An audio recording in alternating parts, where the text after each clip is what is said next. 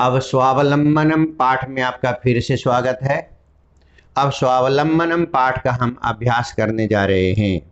अभ्यास से पहले जैसे प्रतिदिन हुआ करता था, शब्दार्थ आप देखेंगे पुस्तक में और इनको अपनी कॉपी में करेंगे। शब्दार्थ यहाँ पे संस्कृत, हिंदी और इंग्लिश तीनों भाषाओं में दिया हुआ है, इसको करना ना भूलें। अभ्यास में सबसे पहले प्रथम प्रश्न है उच्चारणम कुरुत।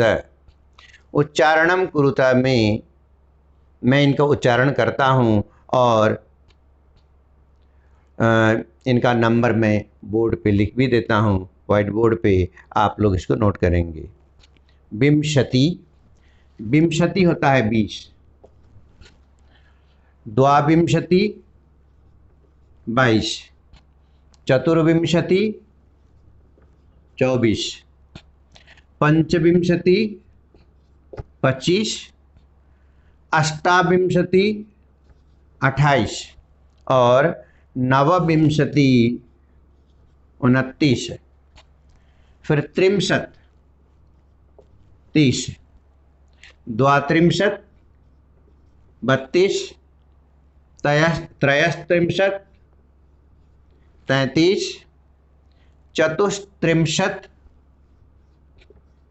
34, अष्टात्रिंशत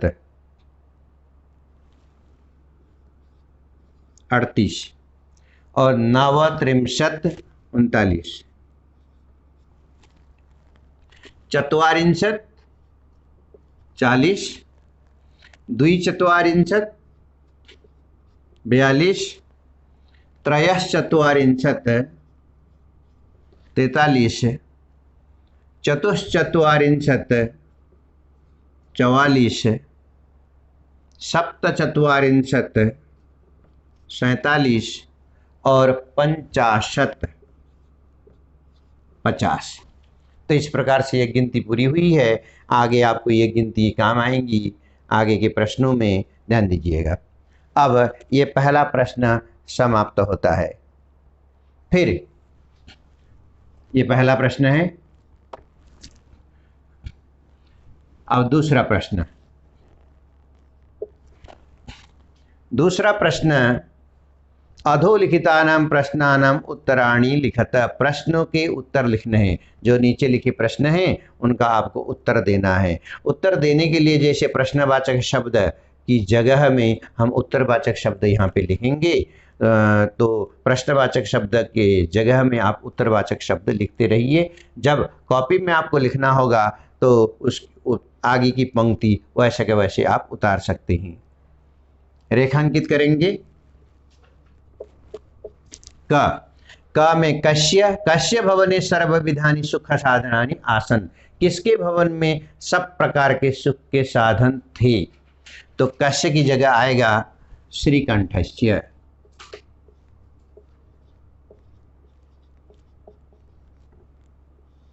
श्रीकंठस्य। अब ख में कस्य गृहे कूपी भृत्य नासीत। किसके घर में कोई भी नौकर नहीं था? तो यहां पर कश्य की जगह आएगा कृष्णमूर्ति।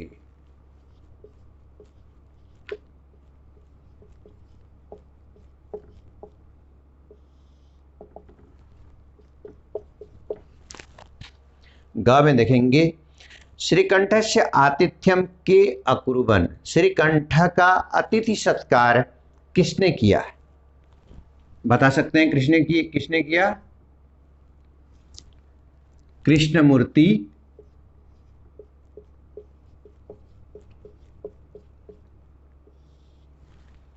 तस्य माता पिता।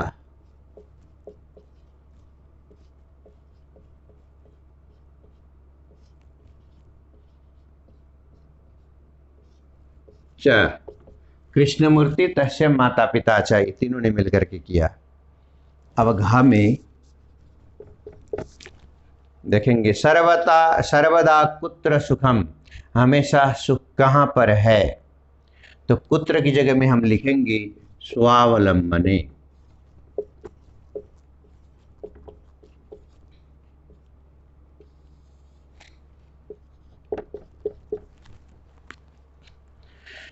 श्रीकंठ कृष्णमूर्ति गृहम कदा आगच्छत। श्रीकंठ कृष्णमूर्ति के घर कब गया?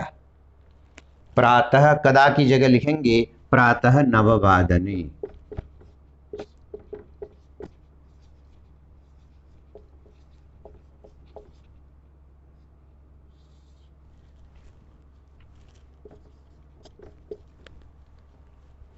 अब कृष्णमूर्ति कति कर्मकराः सन्ति। कृष्णमूर्ति के पास कितने कर्मकराः माने काम करने वाले लोग हैं? तो कति की जगह में लिखेंगे अष्टौ। तो इस तरह से यह दूसरा प्रश्न समाप्त होता है। अब हम तीसरे प्रश्न की ओर बढ़ते हैं।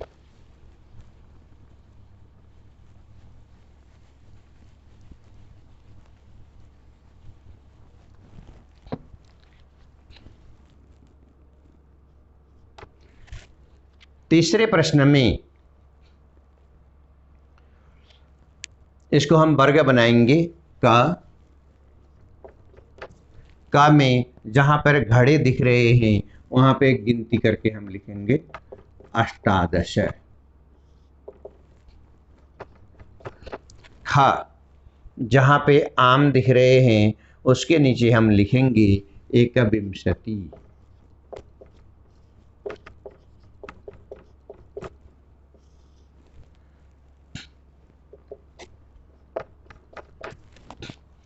और ग में जहाँ पर गेंद दिख रहे हैं वहाँ पर हम लिखेंगे पंचदश।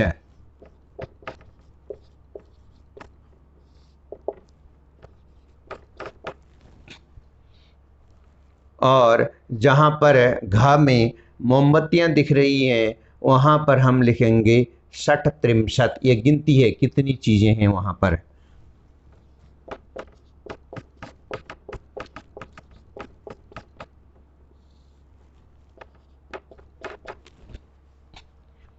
और अंगा में जहाँ पर कैंची दिख रही है वहाँ पर हम लिखेंगे चतुर्विंशति।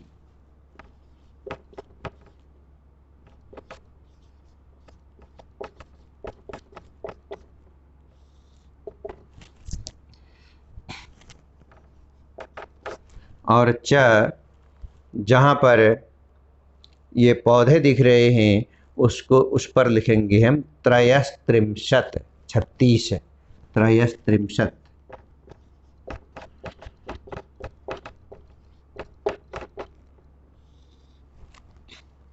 इस तरह से यह तीसरा प्रश्न समाप्त होता है।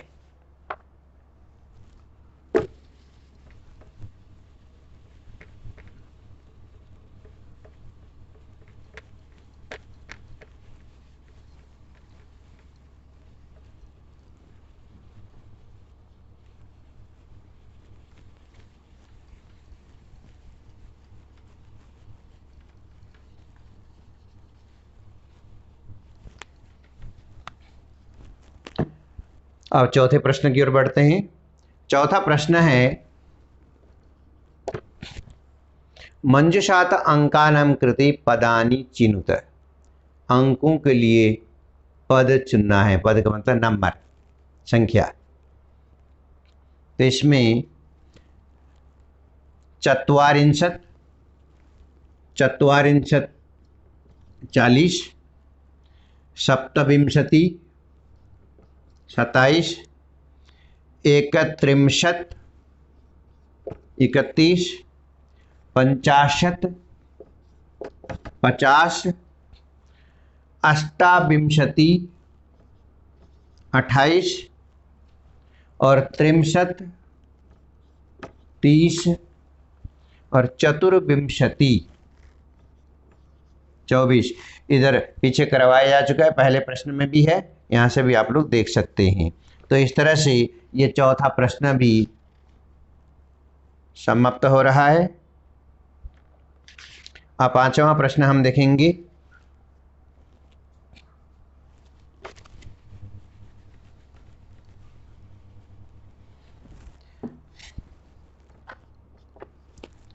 पांचवा प्रश्न है चित्रम दृष्ट्वा मंजुषात पदानि च प्रयुज्य वाक्यानि रचयत।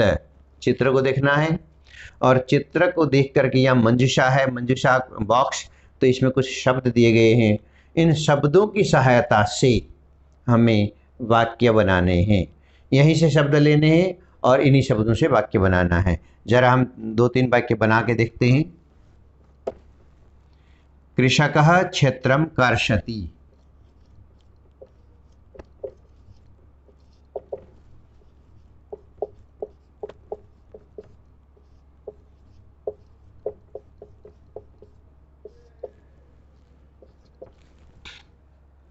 कृषकाः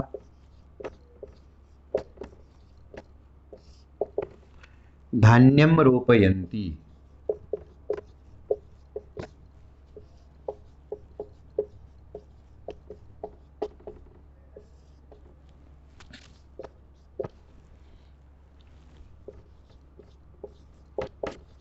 कृषकौ खननकार्यं कुरुत।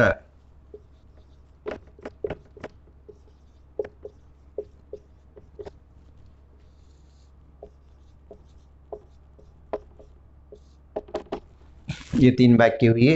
कृषकः क्षेत्रम कर्षति, किसान हल जोत रहा है, खेत जोत रहा है। कृषिका धान्यम रोपयन्ति, बहुत सारे किसान धान रोप रहे हैं। और कृषकौ खनन कार्यम कुरुतः, 2 किसान खनन कार्यम खोदने का काम कर रहे हैं। तो इस तरह से ये प्रश्न समाप्त होता है।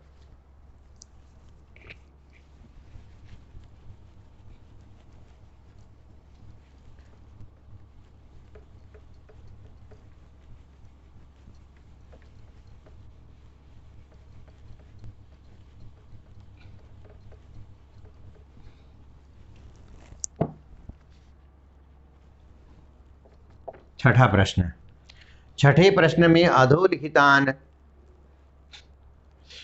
समयवाचकान अंकान पदेषु लिखित है। समयवाचक शब्द, समयवाचक शब्दों को यहाँ पे अंक में लिखना, शब्दों में लिखना है।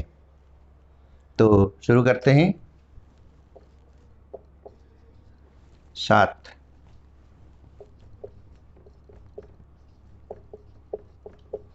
सप्तवादनम,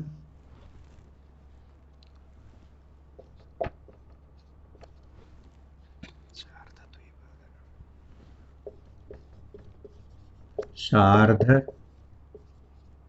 द्विवादनम, 2:30 बजे। 11 दिया हुआ है तो इसको लिखेंगे एकादश वादनम।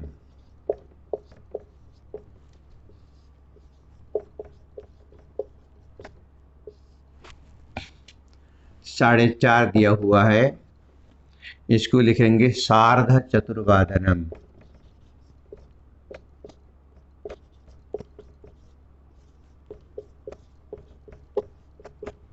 सार्ध चतुर्वादनम। 1:30 बजे दिखाया जा रहा है, सार्ध एकवादनम।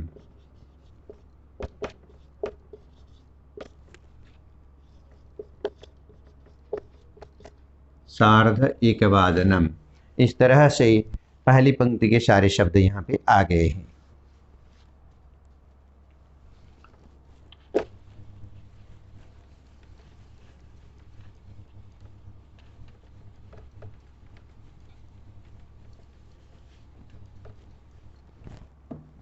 दूसरी पंक्ति में 5 बज रहे हैं तो हम लिखेंगे पंचवादनम। फिर 3:30 बज रहे, बता सकते हैं आप लोग कितना लिखेंगे? सार्ध त्रयवादनम। सार्ध त्रयवादनम, 3:30 बजे। 9 को लिखेंगे नववादनम। और 12:30 बजे सार्ध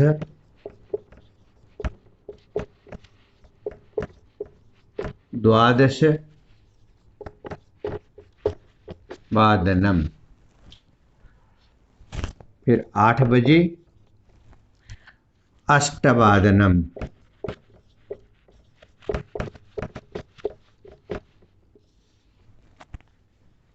फिर 7:30 बजे सार्ध सप्तवादनम,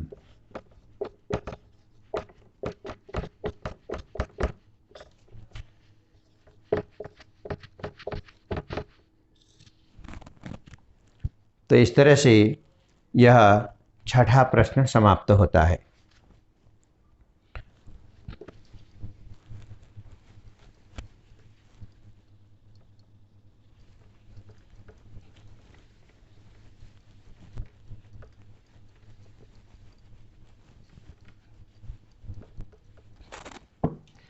अब सातवां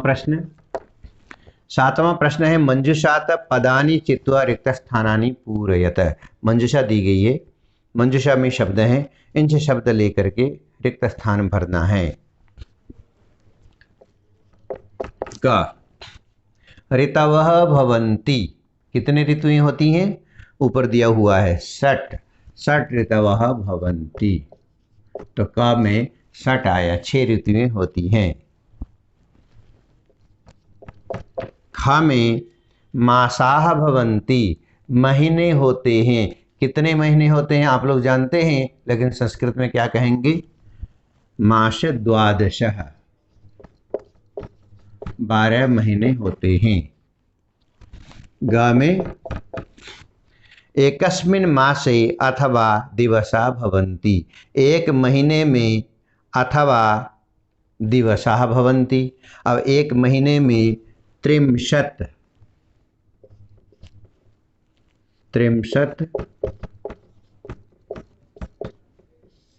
अथवा एकत्रिंशत्,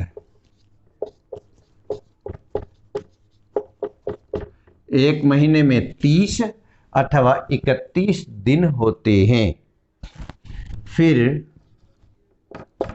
घ में आएंगे फरवरी मासे सामान्यतः दिनानि भवन्ति, फरवरी महीने में सामान्य रूप से दिन होते हैं। कितने दिन होते हैं?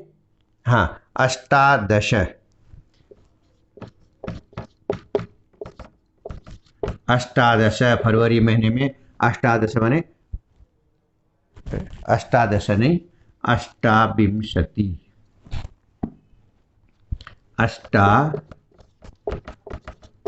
28 फरवरी महीने में सामान्यतः 28 दिन होते हैं। 28 दिनानि भवन्ति। मम शरीरे हस्तौ स्त, मेरे शरीर में हाथ हैं। कितने? 2। मम शरीरे 2 हस्तौ स्त। इस तरह से ये 7वां प्रश्न समाप्त होता है। अब हम चलेंगे ध्यातव्यम। ध्यातव्यम का मतलब है ध्यान देने योग्य। भारतीय वर्षानुसारम मासानाम ऋतूनाम च नामानि। हम लोग भारतीय हैं, लेकिन हम ऐसे भारतीय हैं जो अपने देश के महीनों के बारे में और ऋतुओं के बारे में जानते नहीं हैं। यहाँ पे भारतीय महीनों को दिया गया है और ऋतुएं भी जो 6 ऋतु ऊपर बताई गई हैं, 6 ऋतु दिए गए हैं, उनको मैं पढ़ करके सुनाता हूँ। आप लोग कॉपी में लिखेंगे और इनको याद करेंगे। मास, भारतीय महीने: चैत्र वैशाखः ज्येष्ठः आषाढ़ः श्रावणः भाद्रपदः आश्विनः कार्तिकः मार्गशीर्षः पौषः माघ फाल्गुनः। ये भारतीय महीने हैं। हम लोग जनवरी फरवरी तो जानते हैं, लेकिन भारतीय महीने नहीं जानते। इनको याद करना अनिवार्य है। उसके बाद ऋतुएं। अभी हमने सुना था ऋतुएं 6 होती हैं। ऋतुएं 6 होती हैं, लेकिन कौन कौन सी 6 होती हैं क्या आप लोग जानते हैं? या फिर जानते भी होंगे तो उस क्रम में नहीं जानते होंगे, आगे पीछे करके जानते होंगे। तो 6 ऋतुएं यहाँ पर मैं लिखता हूँ, जरा देखिए। ग्रीष्म से अगर हम शुरू करते हैं, ग्रीष्म से, तो एक तर्ज के साथ हम इसको याद कर सकते हैं। ग्रीष्म, वर्षा, शरद, हेमंत, शिशिर,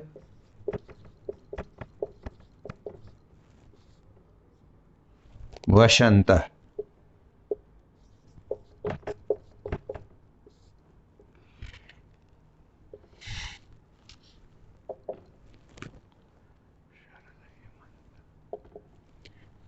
अब इसको इस प्रकार से हम याद कर सकते हैं। ग्रीष्म वर्षा शरद हेमंत शिशिर वसंत, ग्रीष्म वर्षा शरद हेमंत शिशिर वसंत। इस क्रम में अगर हम याद करेंगे तो ये हमें हमेशा के लिए याद रहेगा और कभी भी हम नहीं भूलेंगे। तो बच्चों, ये पाठ यहाँ पे समाप्त होता है। तो इस पाठ में जो स्वावलंबन की बात कही गई है, अपने ऊपर आश्रित, हम किसी दूसरे पर आश्रित होकर के ना चलें, ये गुण सभी में होना चाहिए। तो इसको आप अपनाने का प्रयास करेंगे अपने घर में और विद्यालय में, जहाँ कहीं भी हो, अपना काम स्वयं करने का प्रयास करेंगे। इससे आपको जीवन में बहुत लाभ होगा। धन्यवाद।